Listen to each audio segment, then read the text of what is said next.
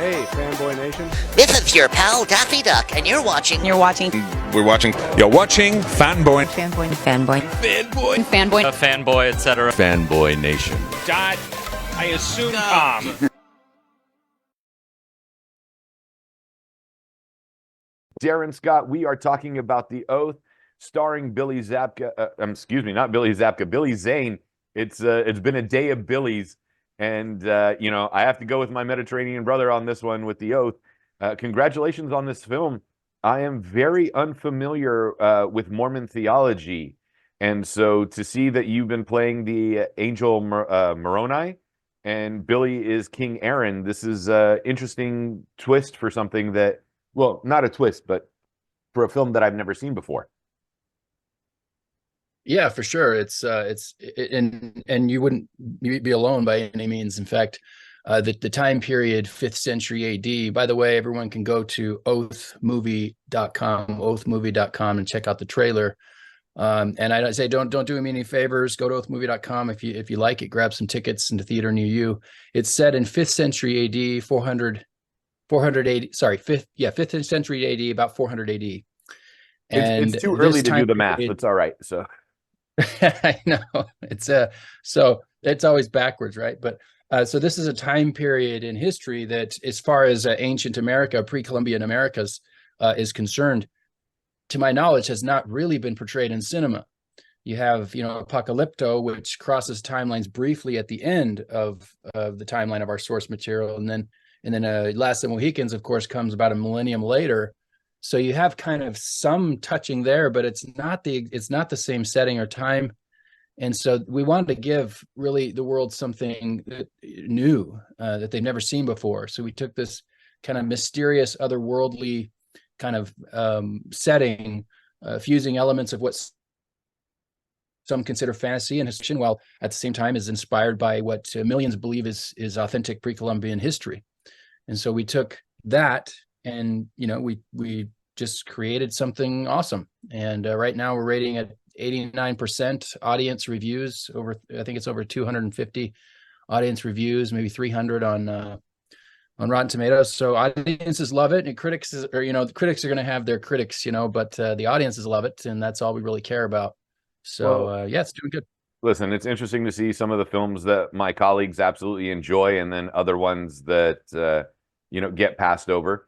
I have a master's degree in theology. My focus was in early church theology from a Christian perspective. I'm not too familiar with Mormonism in this regard. So it was an interesting film to look at, because one, it's extremely well done, and two, I don't have a point of reference on the theology to say this is accurate or this is inaccurate, or this is LDS or this is Reformed or whatever else within Mormonism. So I just enjoyed the film as a film. Yeah, and honestly, that's really the way to watch this movie, whether the people are Mormon or not, or Christian or atheist. Just watch it for a movie. Just watch it for a movie, because I think actually what some people do is they go in and they have these preconceived notions, or they're trying to figure something out. If you just watch it like a movie, it's actually a really good movie. Besides just all of the theology that's there.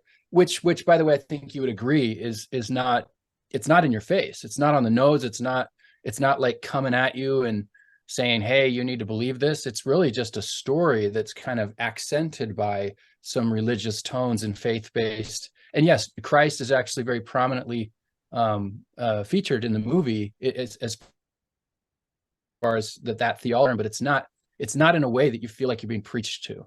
And we really wanted to create a film that just anyone could go and just watch it as a movie. Watch it as a hero's journey, because that's really what it is. It's an origin story. And if people watch it under that premise, it's pretty hard not to have a good experience. Has there been any backlash within the Mormon community of, the various theologies and camps of Mormonism, where we didn't read it that way when we read the Book of Mormon? Because that's happened with quite a few Christian stories as well. And, in Judaism, some films as well, where that's, too harsh on either the Orthodox Jews, or too lax on the Reformed Jews, or this is too Protestant, this is too Catholic. How does that balance out within the Mormon community? That's a great question, and they're absolutely it's not possible. I don't know if you're familiar with the show The Chosen, but they got backlash too for taking creative liberties, and people, we really live in an age that one it's the most critical age that I've ever witnessed. When I look back in history, I can't even compare to the critics of today, and it's like none of these critics have even made a movie themselves. They just like to tear other movies down. And yes, within our own community, of course, like anytime you're going to take something that's sacred to people and you're going to adapt that to screen, you're always going to have certain people who are just offended. And those people who are offended, it's like they're missing, again, they're not watching it as a movie. They're going in trying to find things wrong. And anytime you do that, you're going to find them. I mean, it doesn't matter if it's Star Wars, you're going to say, oh, his costume's not like this. I'm like, really? You missed the whole power of the message because you were so focused on some minor, like, infinitesimal detail. And the reality is, like, Jesus himself primarily taught in parables. Those are entirely made up, fictitious stories. Why did he do that? Because they're powerful to convey a message and a principle of his theology, of his gospel, right? And so we did the same thing. We had to create some fictitious characters. There were some fictitious storylines, particularly about this person, Moroni, in the Book of Mormon, because he was like alone for 20 plus years. I mean, imagine. I mean, you go crazy if you're alone that long. And so he did certain things to not go crazy. And there's a lot we don't know about that time frame if you're going off the source material. And so it is a story that inevitably and appropriately there needed to be some fictitious elements, and all the characters that are in there, all the storylines that are in there, they're all for the purpose of developing the spirit of this character, the spirit of the source material that it comes from. And if people watch it in that way, they will see the common thread that is in the spirit of the record. But yeah, there has been some naysayers, of course, but I'm thrilled that almost 90% of the people who see it, and that's all I care about. Like, you're never going to get everyone to love you, and I didn't do this to do that. No one, you just have to be okay with the fact that not everyone's going to love it. But if I was down in the 20%, 10% audience, then I'd be like, okay, I need to find another job. but 90% of people that see it are like, hey, this is a good movie.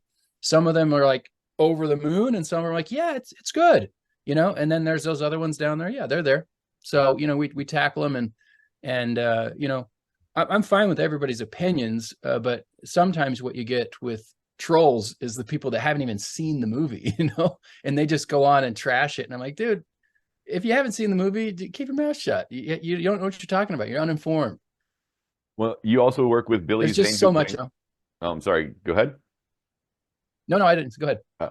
I was saying you work with Billy Zane, who plays King Aron, and then Aron Stevens, who's one of the assassins. For people who aren't familiar with Aron Stevens, he is a professional wrestler currently with the National Wrestling Association. That's Billy Corrigan's. He works with a lot of Billies, apparently.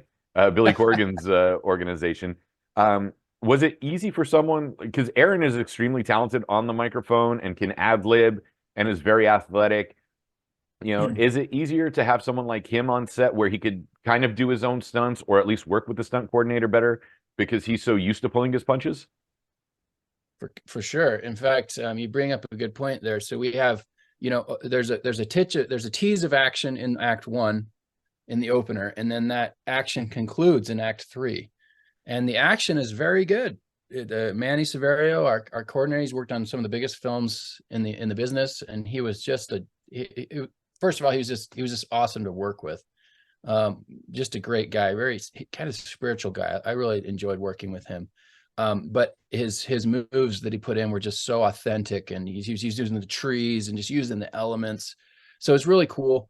But we knew we weren't going to have a lot of time that could have really dragged down the production and actually killed the production, because we shot this in 21 days, astoundingly. And we knew that we had to move quickly. So all of those guys around me were stunt guys. Aron having some stunt experience as well, but the others were actual stunt guys. And then of course Philip New, who is he's actually the photo double for The Rock right now. People see him. Somebody made a comment on Facebook, "Is that The Rock?" And I'm like, no, it's his photo double. So he's also very talented. He comes from a football background, a college football background like I do. And so he picked up real quick. And I had to basically bring up to the level of a stuntman because I was working with stunt people. And thankfully I have a very athletic background. I was able to do that. And Manny Severio was very kind, complimenting me and how fast I was able to pick it up. We basically learned it in a day, went out and shot it the next day. And yeah, it's very helpful, when you're not dealing with, an actor who can act but can't do stunts. That can really kill a production if you got to move quickly. So I was thankful that we got the stunt guys that we did, and they're always so great to work with. They don't complain. They just get the work done, and such a joy to work with people like that. What I appreciate about The Oath, and similar in vein with The Chosen and also Nefarious, which is a bit of a horror movie. I need to see that Nefarious. I've heard a lot of good things about that. I need to see that same script could also be used as a stage play. That's how easily it's transitioned between the two. We've noticed faith-based films in the past that have just been really cheesy or poorly acted or extremely poorly written, where like guy gets out of jail, goes back into bad lifestyle, stumbles, meets a minister for 30 seconds, has his conversion moment, and then like he's on the straight and narrow. But what I appreciate with your film is, yes, it's Mormon theology based, but it's a good story and it has a flow. Like with The Chosen, my biggest criticism was, and not to fault the actor, it's not his fault, but to know the time period and then to realize the guy playing St. Matthew is left-handed, I was like, that would have never flown 2,000 years ago. Interesting. Certain things like that some audiences will notice. What is it about making faith-based films now versus, let's say, even 5 years ago, where it's transitioned from the message to now telling a story? Man, I love that question. It's come a couple times in interviews, and if anything, I want to be an advocate for it, because it's like, for so long, Christian cinema, how it started, and basically for the first 20 years, decade of its existence, it was always like, and first of all, I want to say, I don't like to knock on film. Making a film is so hard. And so I'll put it this way. I feel like what Christian cinema in general and faith-based cinema in general was asking is that they're asking the audience to forego the production quality, to forego the script, to forego the story in the name of a good message.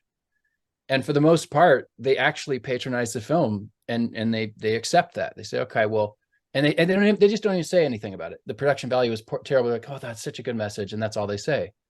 But I'm waiting for the day, and I hope that The Oath can be part of that. Nefarious, these other ones that come out that really have kind of that edge that you don't feel like you have to say, boy, I wish it was a better story. I mean, the message was good, they're actually like tearing out the seats to go see it, because I don't see any reason why a faith-based epic shouldn't have that sort of patronage.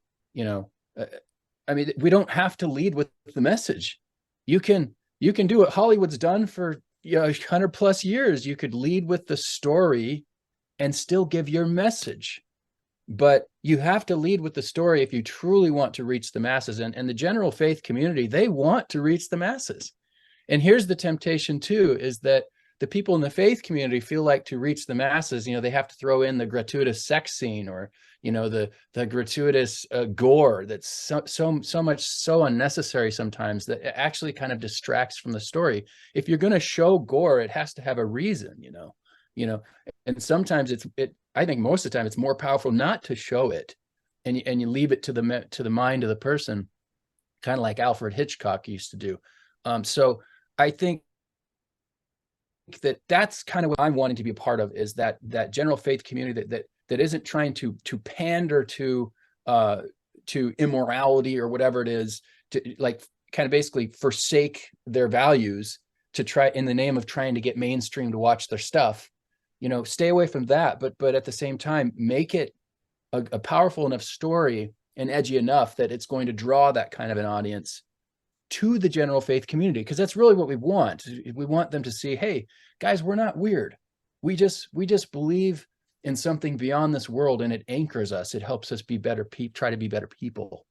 And there's always bad eggs in faith and everywhere. There's bad eggs everywhere. But the reality is that I think the best way to live is to have faith outside of something in this world, because I mean, nothing in this world lasts, It's like, what are you going to get a Tesla? It's going to be scratched next week. You know what I mean?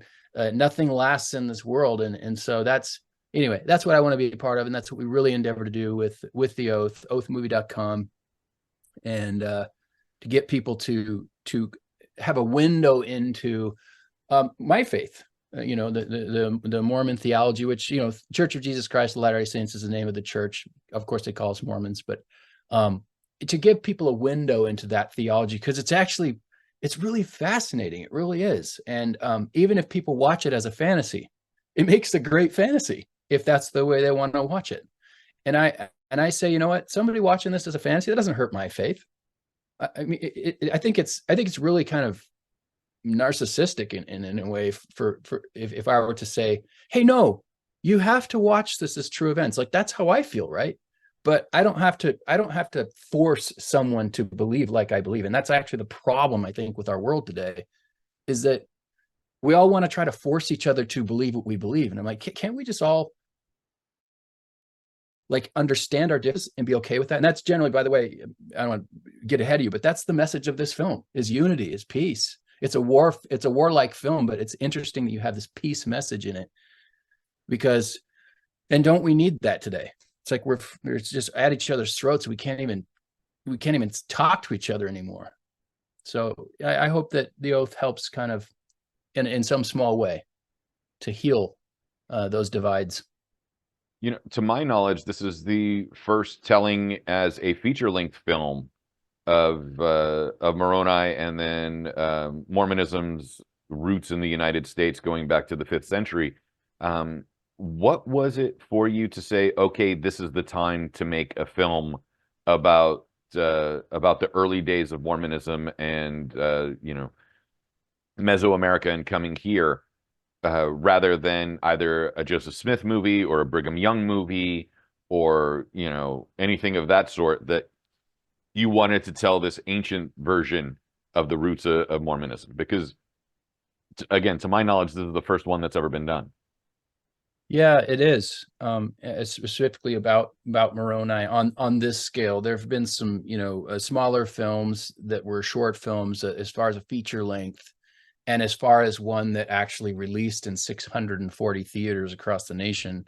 Yeah, this is a total first. It's the widest release in LDS film history, So yes, it is the first. And you ask a very interesting question about, because I've been in films about Joseph Smith and about other different, parts of the Mormon theology beginnings. I just love the ancient nature of it, and one of the reasons is because I feel like so much in society there's this effort to almost like erase the ancient or change history. And I'm like, why do you want to change it? Like, if you don't learn from history, you're going to repeat it. Like, okay, everyone's heard that, you repeat the history, but it's the stinking truth. Some of us don't want to go back and go, well, I don't want to talk about slavery anymore. Well, we probably should, because we don't want to do that again. You know what I mean? Like, we don't want to repeat that mistake. And so in the ancient history, and specifically in the source material that we pulled from, boy, are there lessons from ancient history to us today. And I respect them, because that was before Teslas. That was before, we had, instant access to everything. They were in, if they were lucky, pottery and pots and pans, if they had those. I don't know. It was a different time. And so I think if someone from that perspective, and actually we believe that those people saw our time today, they saw us walking around in the world and they were like, oh my gosh, they couldn't believe, like even Isaiah said, the land was full of idols when he saw our day. Idols like our cell phones. He was like, people are walking around. He said what their fingers make, they worship. And that's our time, right? We're sitting there on our cell phones, making video games or whatever it is, sending texts or posts on social media. He saw it, like, that's how he explained it. And so I think back and I'm like, that's wisdom. Because he saw it outside, because we're a product of our culture. And he was able to see it from without that culture and go, guys, wake up. And so that's what really, I think, intrigued me about the Ancient, and specifically Moroni and these other characters. They were like honorable and heroic in a horrific time of their own, because right now I think we're in the biggest spiritual war that's ever existed. And, even Star Wars nods to this, right? The whole force, he's talked about it. George Lucas talked about the spiritual nature of it. That's our souls are drawn to it because it's true. We're in a spiritual battle. And see, these people from the Book of Mormon, from the source material, they were in a physical and a spiritual battle. And that's what's so fascinating about it, is that they were actually having physical wars, killing each other, eating their flesh. I mean, it was a horrible time. And yet they maintained their honor. I'm like fascinated. Like, how did they do that? How did you maintain your honor? Because I want to maintain my honor, however bad the world gets. I want to be a man who stands on goodness, on unity, and for fighting for true principles. That's what I want to be. I want to be that guy. I want to be a guy that's like helping people kind of mend and heal. If I am ever privileged to do that, that's what I want to do. And that's what we try to do with this movie, is just give someone like a cool story that maybe at the end there, they makes them think. And you know what? But so many of the comments, if you go and read them on Rotten Tomatoes, you can read some of the reviews. They're like, hey, I want to be a better person. That's come up so many times. And it's like, gosh, we won the lottery. Like, even if the film didn't do like 100 million at the box office, it like we won the lottery. If like one person says, I want to be a better person from watching this, fantastic, And you have Billy Zane playing King Aron, and Billy could be half asleep and reading a script at a table read, and it still sounds amazing. And his natural charm and charisma comes out, just in a quick exchange with the guy. I love Billy. Billy's always been really kind to me, so I will always say nice things about Billy. When you get him on set and his own natural charisma comes through, and then now he's embodied the character of King Aron, what's it like to work with somebody with that skill set? It's great. Anytime you have someone, I mean, he's like the bad guy in the highest grossing film in history. Of course, you've got Avengers that only got it for re-releasing, right? But Titanic kind of, and so, anytime you've got someone with that experience, it's awesome because it elevates everything. It elevates everything. Because you're working off that actor. So it was great to have him on set and have that elevation that he brought, and had great suggestions. And by and large, we gave pretty much all of his suggestions to him. We let him do what he wanted for the most part, as it pertained to the character. And he brought like a very interesting, because Ben Cross played the role of King Aron in our pilot film that spawned this feature, that inspired it. And Ben Cross brought a totally different character. It was just very interesting. And Billy brought a more sarcastic, almost, sadistic, sarcasm to his character that actually played very well against my character, which was more on the somber side, more on the, calculating side kind of thing. So yeah, he brought a great dynamic. It was great to have him on set. I made mention, so if I say something that's inaccurate or whatever, please correct me. What a humble person. Wow. Well, no, because you have to be. If I don't know what I'm talking about, I sound like an idiot if I just start mouthing off. What would you like the LDS audience to appreciate and get from the film, and what would you like someone like myself that is 95% ignorant of Mormonism and Latter-day Saints to get from the film as well? Well, I think the answer to that lies in the title of the movie. It's called The Oath. And even on just the most rudimentary basic level, let's say you don't get anything in the movie besides this: the name, the oath, and the fact that in an ancient time, oaths meant something. That someone actually, you can wrap your head around this, that someone actually would make a promise and would die before breaking it. I mean, how different would this world be if that's the only principle we took away from this movie? I want to keep my promises to my wife. I want to keep my promises to my children. I want to keep my promises to my business associates, to my customer, whatever. You can take it to every level you want.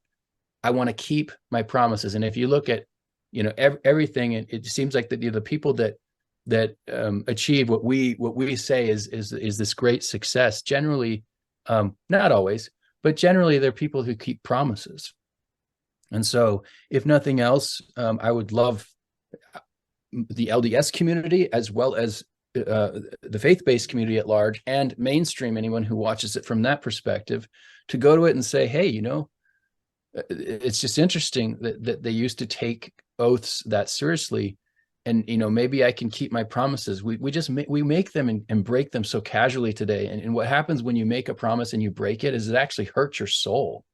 It hurts your soul because you become, in a way, a liar. You become unfaithful. And I know that's that's ridiculous. No, it's not. Like, if you say to your mother, who's passing away, I'm going to be there, and then you wait 2 days and she dies, you're going to have to live with that the rest of your life, that you didn't keep your commitment to get there the day you said you're going to get there, or whatever. That's an extreme example. I'm just saying, from every perspective, I hope that they can take that away, and the world will be such a better place if we could make promises and keep them to ourselves, to our God. Yeah, I think that's important.